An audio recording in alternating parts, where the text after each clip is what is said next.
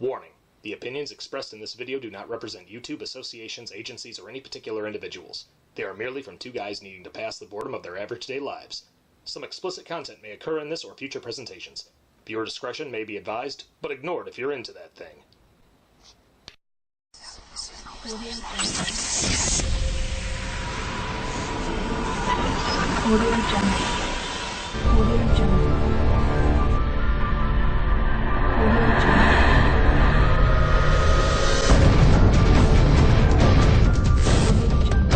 What's up, everybody? I'm Wild Man Wes. I'm Big Bad Wolf Benny. And welcome to Day 10 of the Wild Wolf Show's Shocktoberfest. Finally broke double digits, man. All right. Heck yeah, man.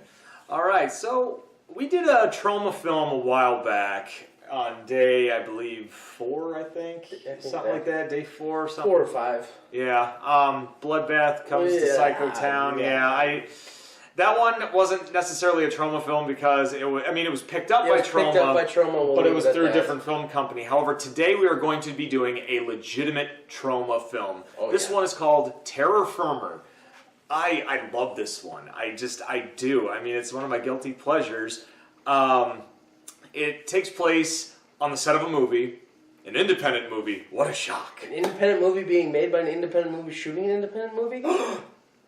That was too many independent movies. I know. We gotta stop watching so many independent movies now.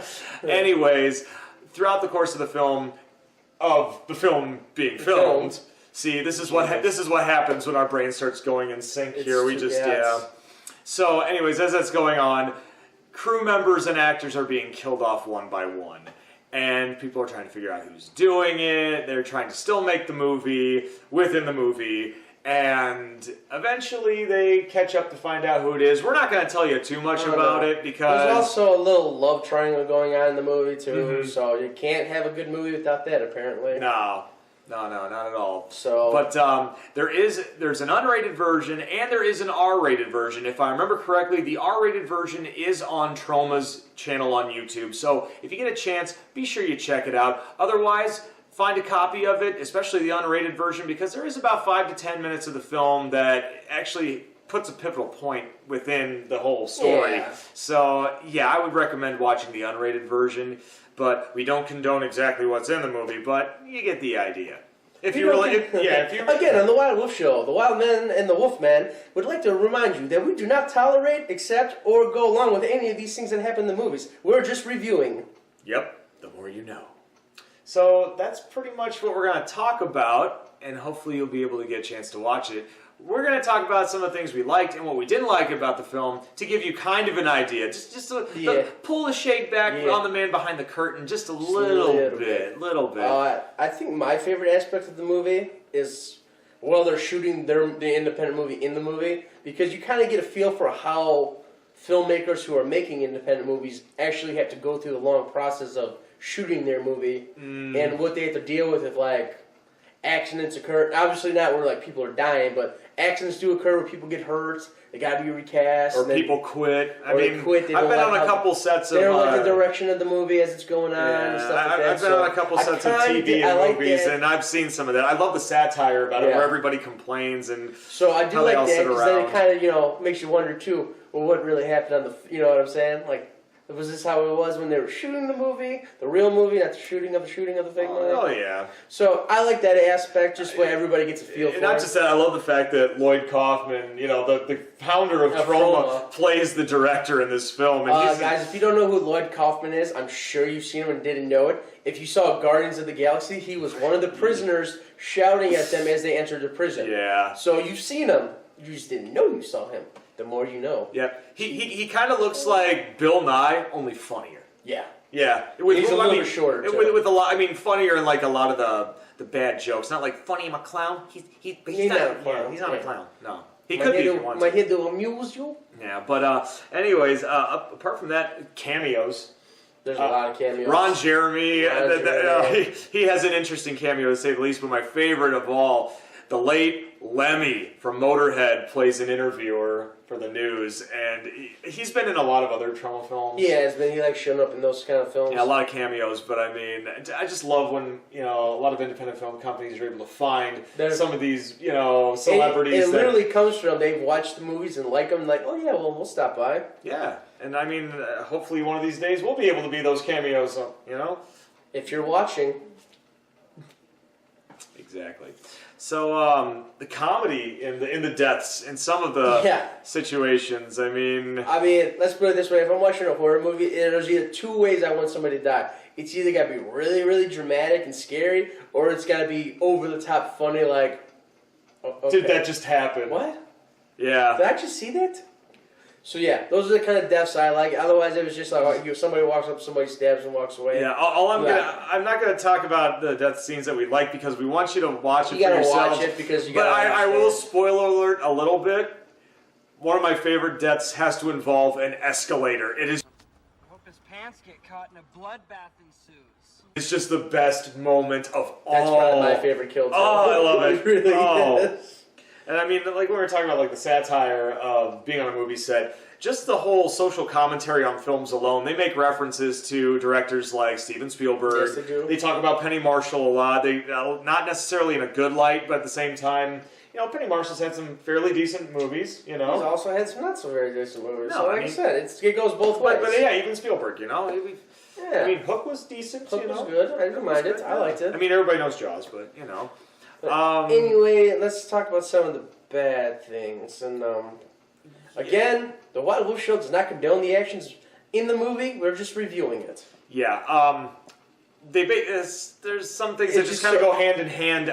It's just kind of hard to explain. Yeah, we're just going to have to bring out the pickles. The pickles. That's all we're going to say is the pickles. Yeah, one of the characters, Casey, he's a light technician. He says that he and his father are engaged in the art of pickling. Now that's cool. I mean, if you want to do that, that's great. But the pickles, not just him, other people as well. Let's just leave it at that. Yeah. I don't want to disturb these people any more than we have to. Let them go see the movie. Yeah. But adding on to that, we have to bring up the elephant in the living room about most trauma films. Like we said, we are huge fans of trauma. I've been a fan for many, many years. There is a lot of love scenes in trauma films. We use that term loosely here, guys. Yes. In this movie, I would say it's either we're watching, love scenes in a horror movie, or are we just already watching softcore porn? I'm not against it, but if I'm trying to be entertained, I'm not either. Hey, I don't mind a little love scene once in a while, but after a while, when you keep seeing a scene after scene, it's so weird to keep calling them love scenes. I know. I'm trying to. We're trying to stay. I'm trying to be PG, PC, whatever you guys want to call it. PG.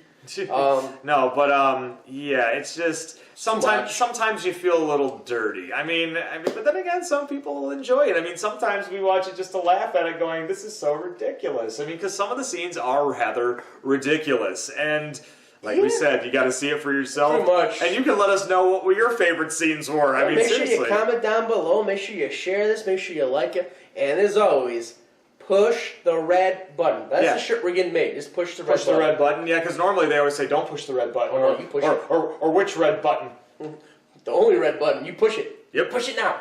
Please, because gracias. Yeah.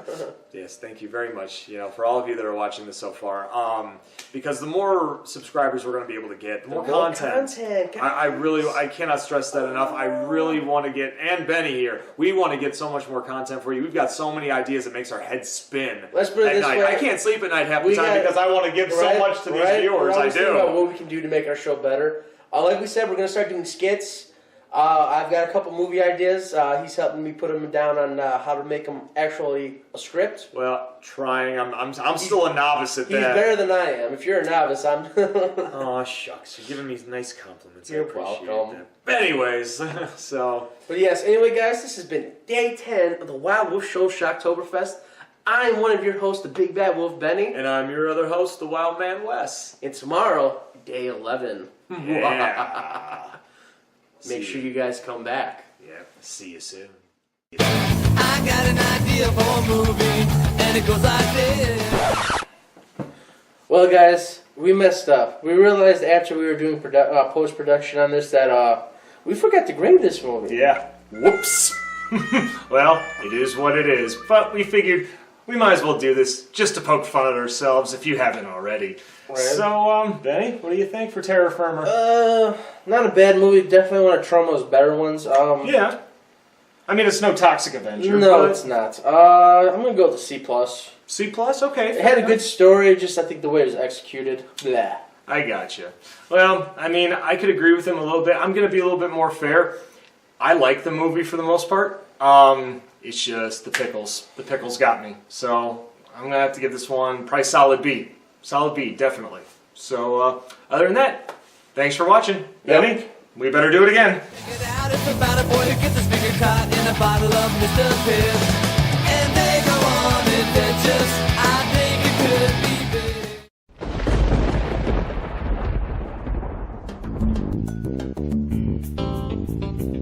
What could go wrong? Plenty. But why not? Let's go.